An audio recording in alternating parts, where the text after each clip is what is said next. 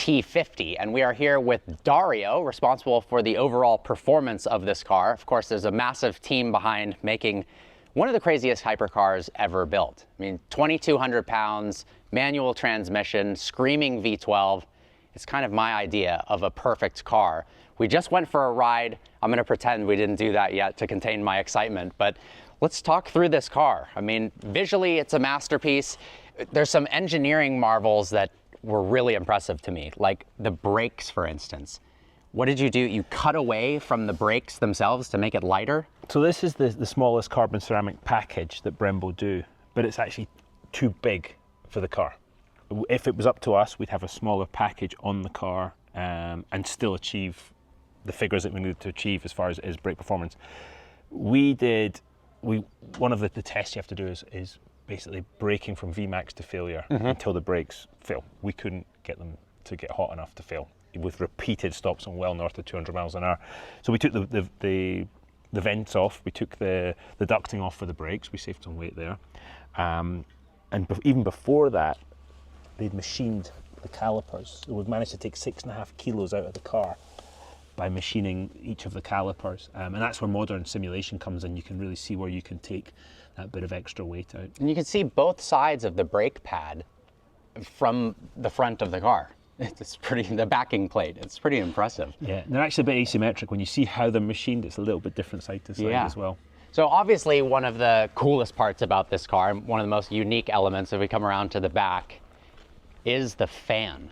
So this increases downforce by 50%, it decreases drag, it helps with braking performance, and it also can be changed and configured to add horsepower. There's a VMAX mode.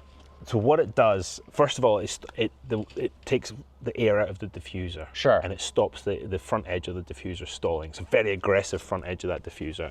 And the fan sucks the air out. People think it sucks the car to the ground. It does not. It sucks the air out of the front of the diffuser at a different angle. So the air's going this way, it sucks the air out that way, so you don't get stones and things coming through. Sure. And there's filters. That's one of its modes. Then it does virtual long tail. Changes the pressure at the back of the car, reduces drag. We're talking about VMAX mode earlier. That's the ISG, that's the integrated starter generator at the front of the engine. That replaces an alternator and a starter. And when you go in VMAX mode, it decouples from the engine, so any power that the engine's producing is just going to the wheels to give you top speed. So power figures, it's a 4-liter V12 that revs to 12,100? 12.3. Really? There's the hard limiter kicks in. That's awesome. 654 horsepower, which, you know, in the modern day sounds like not very much, but when it weighs less than 2,200 pounds and when you go for a ride in this thing, it's way more than enough. This thing accelerates really quickly. You know, we talk about we talk about the feel of driving the car. We don't mention 0 to 60. We don't really care. Top speed, it's not that important to us. It's how it feels. It's that driving perfection of the car, and just so happens it's bloody quick too. Yeah. Can we open it up to take a look at the engine? Absolutely. So if we do this. Actually didn't know it did that. That's pretty cool. Can I take a look at the key real quick? I was just making sure I pressed the right button. Yeah, even the key has parts removed for weight savings, like the brakes. So everything, the entire ethos of this car is about lightweightness. But look at the oh, is it the same as the brake pedal? Look at the pedals. Oh, that's really cool. So you see, there's practicality. You've got luggage space. We've got a car cover in here just now, but you've got all this luggage space, fitted luggage as well. Yeah. That was important. Not a case of, you know, my Carrera GT, I went, and I love my Carrera GT, but I went on a trip with my brother to Le Mans, and I had my underwear stuffed in one of the door pockets, and he had his in the other door pocket. You don't have to make that compromise there, which my wife will be very happy about. So when we go touring in the car, we can put a load of luggage in. But you see the packaging. And that was one of the big challenges of this car. Yeah, I mean, it's not only a work of art, but it's also kind of an engineering marvel that you can stick a big V12 in this small area and have the exhaust coming out. But it's actually a small V12. You see the physical size of the engine. The engine itself weighs less than 175 kilos. Wow. And it's physically small. 4-liter capacity, but the physical size is small, and that was very important to get the center of gravity down Sure. in the rear of the car. You see it's all the way down, the heads are all the way down there. Then you've got the plenum, and you've got the induction system, but the engine itself is very low. But the packaging, as you say, the exhaust coming up, had to get the certain length on the exhaust headers. Mm-hmm. That means the cat's got to be here next to the dampers, so we've got to have a way for the heat to get out. You've got the ducting for the fan in there. It's pretty busy. And a bit of a nod to the F1 with the gold foil. We've got the gold foil there, and if you look at the bulkhead on this side, you'll see the gold foil as well, yeah, on the very bulkhead. cool. Very good at dissipating the heat. So another incredible, I mean, there's so many different, very unique and incredible elements of this car, but kind of the main one that I think when you think of the T50 is it has 3 seats and you sit in the center. Let's see how you get in. This is one of the tests. And I sit on the leather bit there, and then slide yourself in. I put my hand over on this side rather than the steering wheel. You stick your hand there, and then you're in.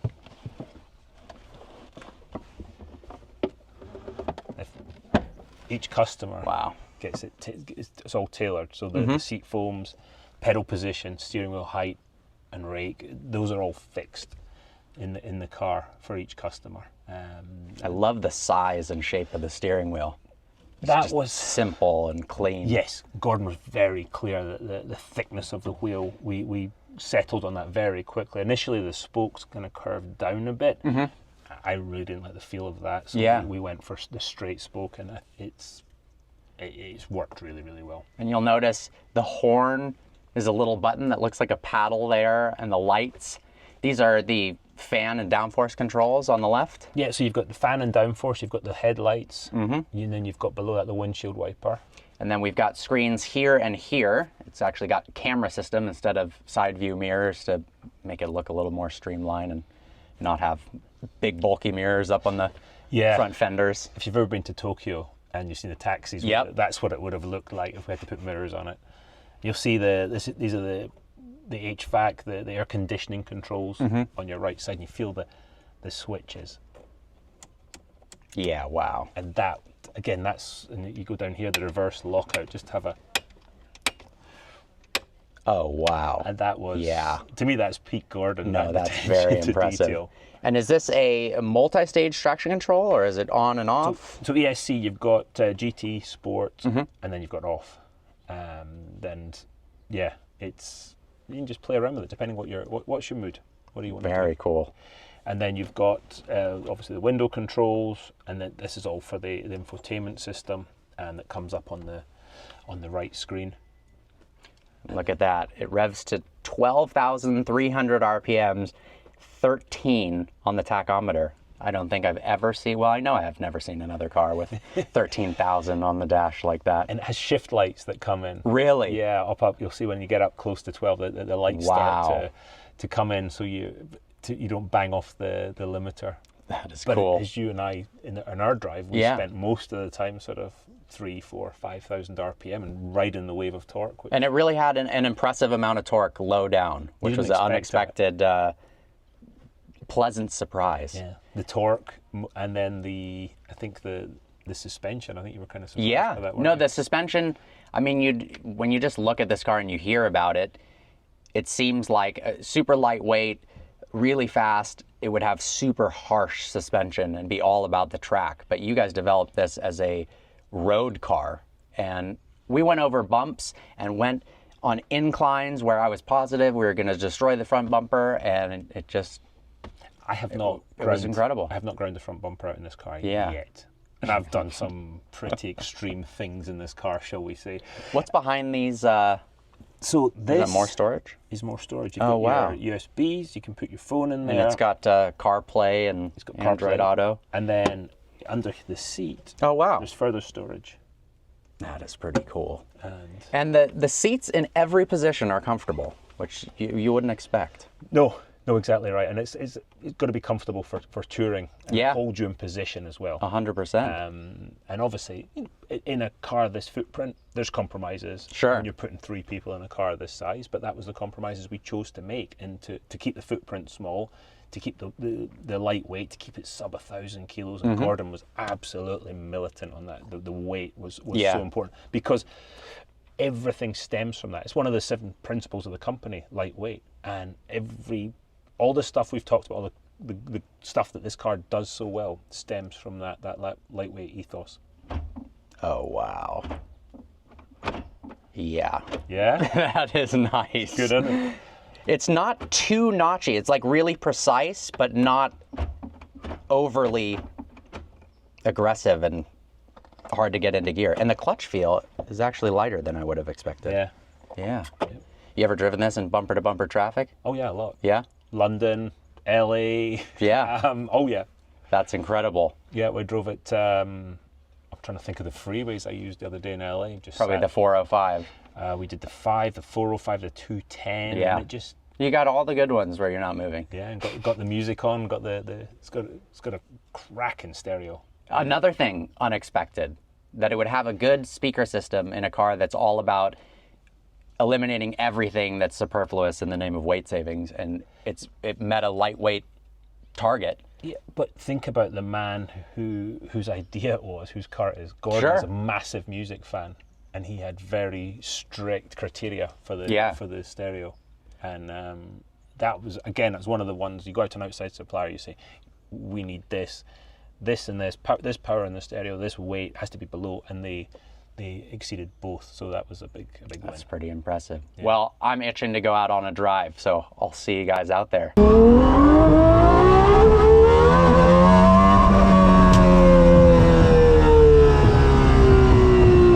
moly. So that's traction control in GT. Gotcha. So put it to sport, and it's got a bit freer brain, and you can switch it off completely too. I'm sure that's exhilarating. It's cool.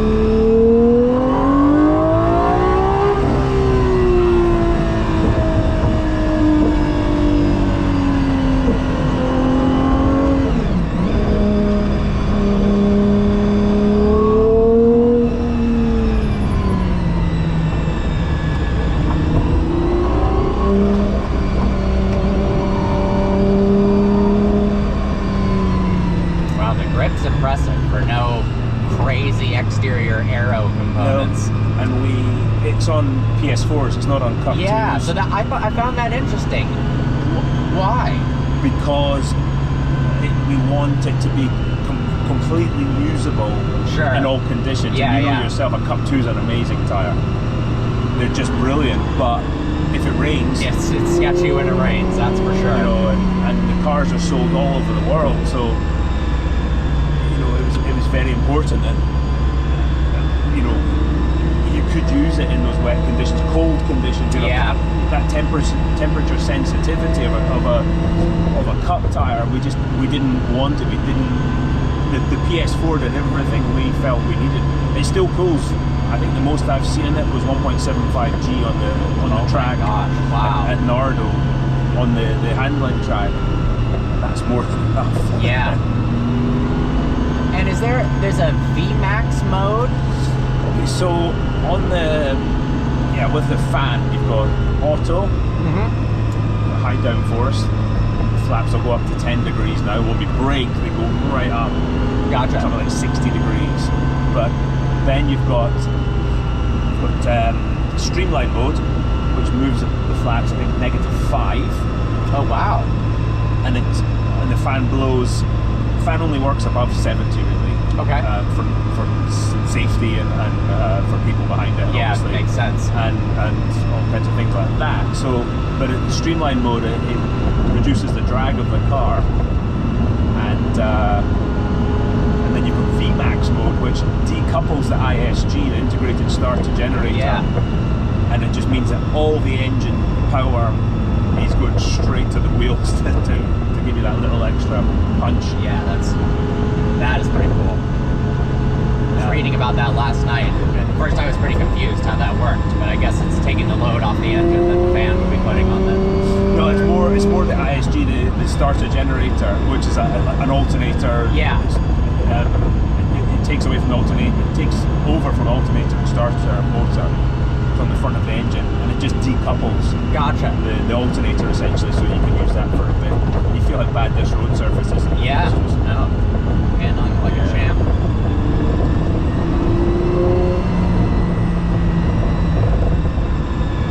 Wow, the horn and the lights look like paddle shifters. It's a cool design.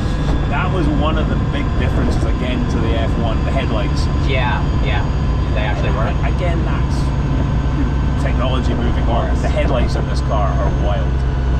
When you put it on, if you're going quite quickly at night, you put the full beam on, it really lights up where you're going, put it that way. From the people I've heard that have experienced this car, the braking is maybe the gnarliest element of the whole car. Yeah, that is when we put it on track and we let customers drive. Yeah, that's who it was. In Spain, they were so just blown away by the brakes, especially the guys who owned F1s. They were, I can't believe this. This is, the downforce comes in. The braking, we can talk about that on the walk around, but the braking itself is Brembo's basically the smallest carbon ceramic package, but it's still too big for us. We would, because of the weight of the car, if we could, we'd have a smaller package, save weight. Because when part of the homologation, you do these stops from VMAX, repeated stops until the brakes start to fail. Yep. We couldn't get them to heat enough to fail. And so we ended up taking the scoops off and saving more weight. Wow. And still, they're too big, but that's the smallest we could get. So we ended up taking, with the calipers, we took 6.5 kilos out of the whole car on the brake calipers, machining them. And taking Brembo's brakes and then cutting them down? No, that's impressive. Yeah. It's not like they aren't trying to make them light as well. No, exactly. For generations of brakes. Yeah, and that's modern simulation tools as well. They allow you to do that, see where you can reduce weight. Of course. We have a video or a picture of one of the engineers going to Starbucks the other day. Really? This, yeah. Did they reach through the, did they do the drive-through? Yeah. and the girl in Starbucks was quite taken with it. That is funny. Well, I'm sure she had no idea what she was seeing. No. You see, we've got the oil temp light, so that's just your it limits it to about 6,000 and it gradually increases as the oil temp comes up. Obviously the tolerances in the engine, you got to, you're used to that with your car, you got to get of course. Warm. One of the things that you might think is highly strung. Yeah. That's third gear. Yeah, wow. That's fifth gear. Wow, fifth gear, 20 miles an hour. And it will pull from there to 186 when the limiter comes in. Wow. That's another thing that it's set up purely as a road car. There's no compromise with. Yeah, that's impressive. Wow. We decided that we were going to just road car. We did development on the track because we had to find the limit. You had to really push the limit. You had to be on the track with it, but we made it nice and soft. So if you're in the canyons or you're in a Scottish back road, you're up in the Alps. That was the vision for the car, to be the best it could be on those type of roads. It just so happens it's bloody good on the track too. That's actually a cool way of going about it, because a lot of these cars, like I just drove the new GT3 RS, and the suspension is so hard that on normal roads you experience, it can get a bit bouncy when you're really pushing it. Obviously on the track it's glass smooth, but it kind of unsettles the car sometimes if the suspension's too firm. That's when we were in LA this week on the canyons, people were saying that, the ride, incredible. Again, we didn't, the GT3 RS is a bit of compromise because it's sort of track and road. Sure. So what does it do? And I love, I've had several GT3 RSs and GT2s, but it's not the, you know, this is, we've got very one direction with this car. But because it's so light, and because the downforce reduces and all that sort of stuff, it works well on the track. But the front overhang was impressive too. You went down that incline. I would have been freaking out in my car, and you just didn't raise the front lift. But it doesn't have a lift. It doesn't have a lift. It didn't need it. And I haven't bottomed this car out yet. Really? And that was in petrol stations in LA this week, all that stuff. Yeah. They get gnarly. And it just doesn't, it's not an issue. How much downforce does it make? Somewhere, I think about 300 kilos. Okay, gotcha. But it's the balance of it. So when you brake heavily, the fan comes into play and it moves actually the centre of pressure to the back. So normally in a car you brake and you start to lose rear grip. Yeah. This pushes the centre of pressure back, the aero load, so it helps stabilise the car on braking, on heavy braking. Very cool. And that's unique to this car. Any other car in the world having that pressure in the back under braking independently. You know, I think other people. I guess they got the air brakes. They're doing a bit of air brake, a bit of big wings on it. The Gordon didn't want wings on the car. That's for the track car. Yeah. And this was the way to get the downforce and the stability at high speed, which is even more important. And the fan was the way to do that without big wings. And even the McLaren F1 has two smaller fans in the floor. But I didn't know that actually. Yeah, but this was just taking that concept even further. Oh, very cool. So was that, I mean, obviously design-wise, it was an inspiration, but was there any mechanical or engineering comparisons done? We needed to feel similar in a way to the F1, or it's... Gordon and I recently we went to Spain for the day because Henry Catchpole was doing the comparison F1. I saw that video, yeah.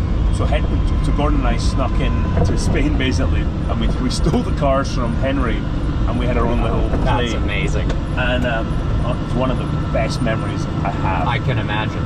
It was just incredible, and I'd driven the GTR quite a lot. F1 GTR, cool. But not really the road car. And it was so interesting to compare them, and they feel completely different. I'm sure, yeah. 30 years removed. Tyre technology, brake technology, the centre of gravity of the engine is one of the big differences too. Yeah. I mean, the F1 it's brilliant, right? It's one of the greatest cars of all time. But to compare this in a like for like, as far as performance, would be like comparing an F1 and a 250 short wheelbase. Of course, yeah. It's completely unfair. Yeah. So, but both cars have that sort of single-minded Gordon ethos of driving perfection. Yeah.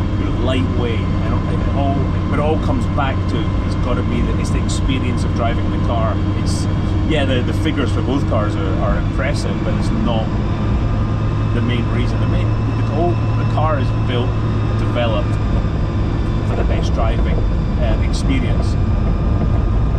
I think that's what's missing from modern cars, and what was so cool from a car enthusiast perspective and a journalist seeing you guys come out with this, is that everything's getting bigger, heavier, more refined, hybrid, all-wheel drive, and just about 0 to 60, and it can go 300 miles an hour. Yeah. And this one, all of that actually makes the car less engaging to drive.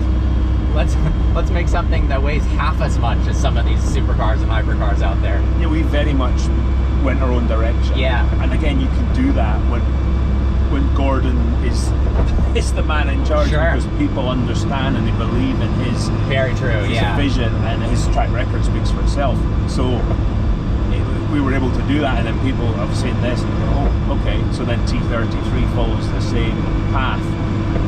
And I think other manufacturers have had a look and gone, okay, we can 100%. You know, when you look at this car, it's the same footprint as a Porsche Boxster, and there's three. Really? We're sitting here, and we can move across. Yeah. Wow. You know, and that is one of its great attributes is its size. And it actually is pretty comfortable as a passenger.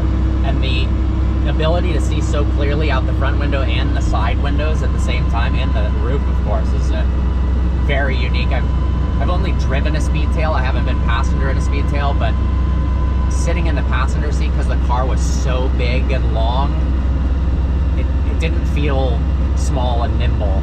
Obviously, it's not comparable.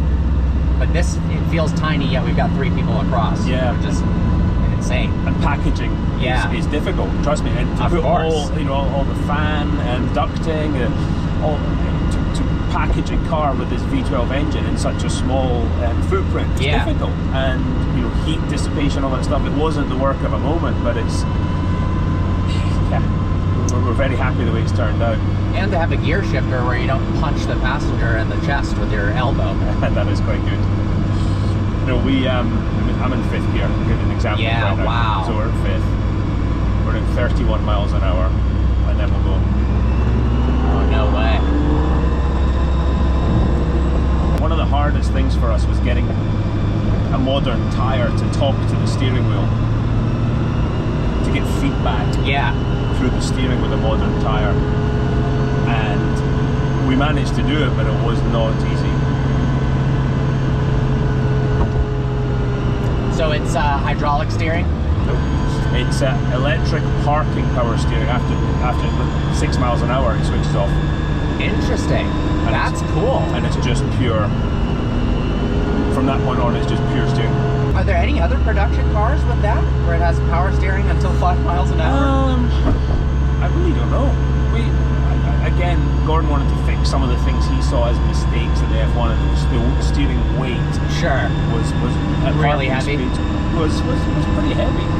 Again, it's a light car, This one, it takes that to the next level.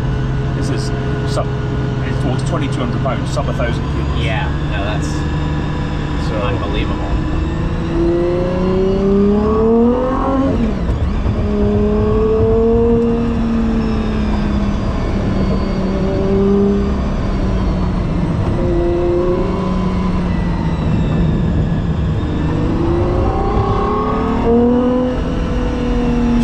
Just at 4,000 RPM. I was going to say, we got to 5. We've only got another 7,000 RPM to go until the red line.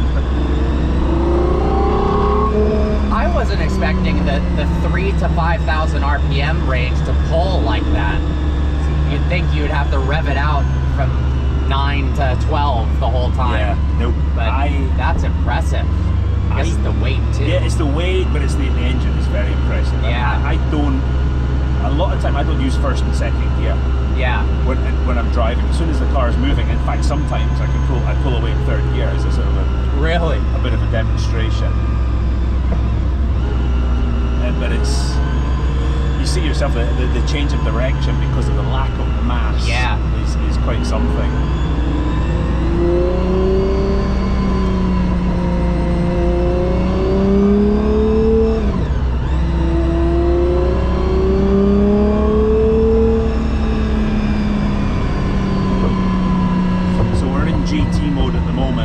That rounds off. It's just a throttle map, but it rounds off the map. So when I lift off the throttle, smooths it all off, smooths off the input, and that's when you're going down the highway or you're driving in everyday traffic. If I go to GT and I go to Sport now, it feels a lot sharper.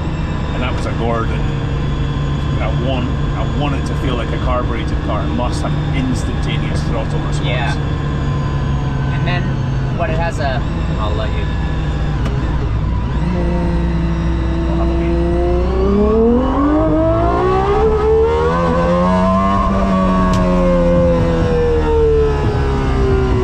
Holy moly. How's the speaker system in the car? That's pretty good. Really? Yeah, I mean, R-Camp did it, and Gordon went in there and said, it needs to have X power, and it needs to weigh less than this, and they smashed it on both accounts. Actually, they managed to get it even lighter.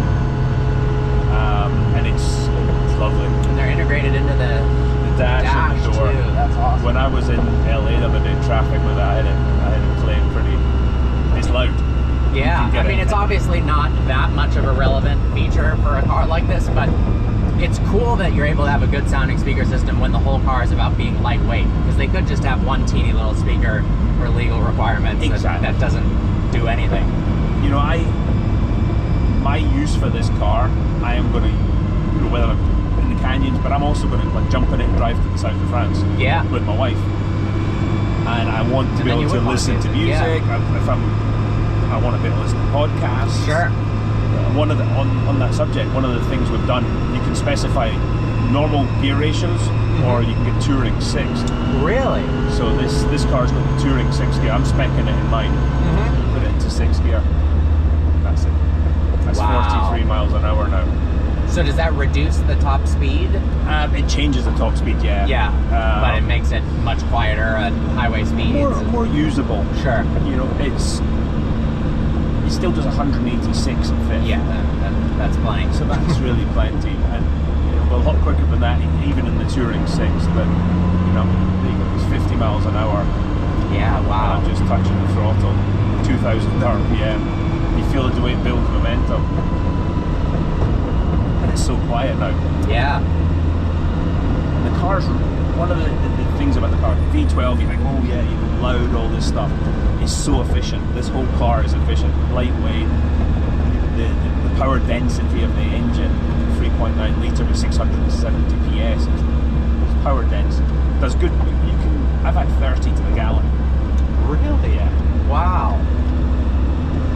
It does seem to do way more than you'd imagine for a lightweight, driver-focused car. Yeah. To have good fuel economy, be quiet on the road, and have a good speaker system, and be comfortable over bumps. We've averaged 29 on this drive so far. Really? I mean, that's ridiculous. Yeah.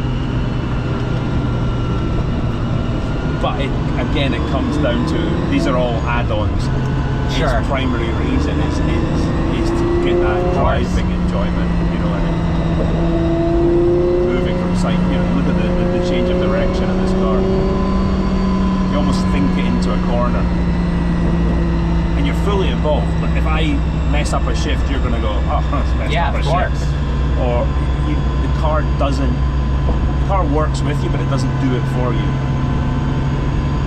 You've got to interact with the car. You get in it, you're not thinking about, oh, I've got this to do when I go home. You're thinking about driving. How would you explain the linkage feel and the clutch feel? The clutch feel feels very normal. The linkage, it's a very precise gearbox. Sure. Across the gate, it's quite a narrow gate. It's quite you'll see it's got quite a short throw, but you really know what's going on with it. You really feel it's a very mechanical. Yeah. Very mechanical mechanism. You know, cable shift. You see the movement across. So it's and that was really smooth. Like, I'm sure obviously you're a very talented driver, but the smoothness between the shifts is really impressive. And that was not easy. Yeah. The team, you know, the way it works, Gordon has this vision. This is what I want the car to do. This is what I want it to feel like. He hands it over to the team, designers, engineers, development team, and he's like, make it so. Yeah. And then periodically throughout the development process, I would drive it, say, yeah, I like this, I want it to do that, and this needs to be different. And then Gordon would drive it and give guidance too. And ultimately, his is the only opinion that really matters. When he's happy, mission accomplished. But things like the shift, the steering feel, the brake feel, all these things took time. Yeah. And it's so interesting when you would get it right. I remember running into his office, literally running into his office one morning. He looked up over his glasses and said, you okay? I said, we've got it, you've got to come and drive it, we've got it, we've nailed it. That's awesome. And there's that level of excitement. You talk to Nick Hoyle, Nick was chief engineer on this project, and he's here with us, and he lived and breathed this car. And you listen to his excitement. Steve Hayes, who's done more miles as a test driver in this car than anybody, you listen to his passion for the car. And every person in the company's like that. It's not just, it's like, oh, it's a car. This is... Yeah, and now with 33, it's the same thing. The passion for that car is... Steve Hayes drove it, he was the first person to drive it. He sent me a text, and it says, you need to get up here, you need to drive this car. And it was a to Millbrook, so I went to Millbrook the next day. I did 5 miles and then I came back to the workshop. I phoned Gordon. I said, "You've got to get up here. You've got to drive this car." That's awesome. And I want to put my name down for a Spider, please. So yeah.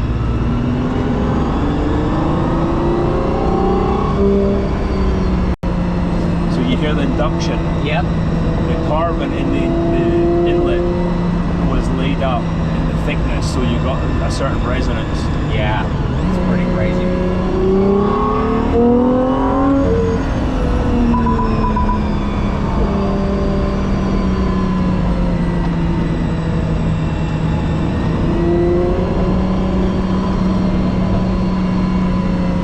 That kind of reminds me of like the Targa Florio in Sicily, Yeah. the bridge.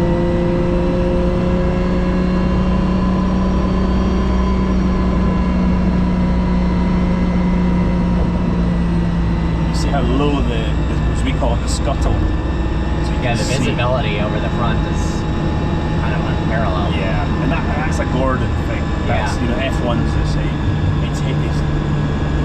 That's how he wants a car to be, just for positioning it. And when you drive a centre seat car, I mean, I spent my life driving Sure. open wheel, you know, Indy cars, and that. A centre seat car makes perfect sense because it's symmetrical.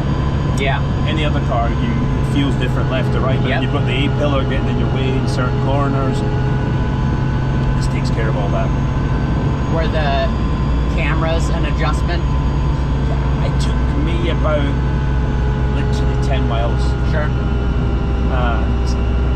I mean, I've obviously done a lot of miles in the car. Yeah, I've of done 1,000, actually more than 1,000 miles. I've probably done 1,200 miles now this last 10 days. Wow. And I got straight into it.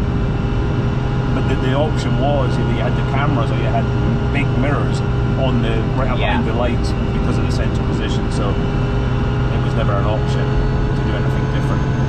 As we sit today, there's 25 cars in customer hands, so quarter of the Wow. build. Yeah. That's more than I would have guessed. Yeah, all in the UK and Europe actually. But yeah, 25 now. I'm sure that's 25 very happy people. The feedback has been great. The feedback's been really cool, and they've been used, which is cool. Well, it seems like the type of individual that would buy this car over something else of similar price would hopefully be the type of person to drive it spiritedly. Yeah, we've got, so the running in service is 600 miles. Sure. And we've had a few of them back already. Really? Yeah, That's which is cool. awesome.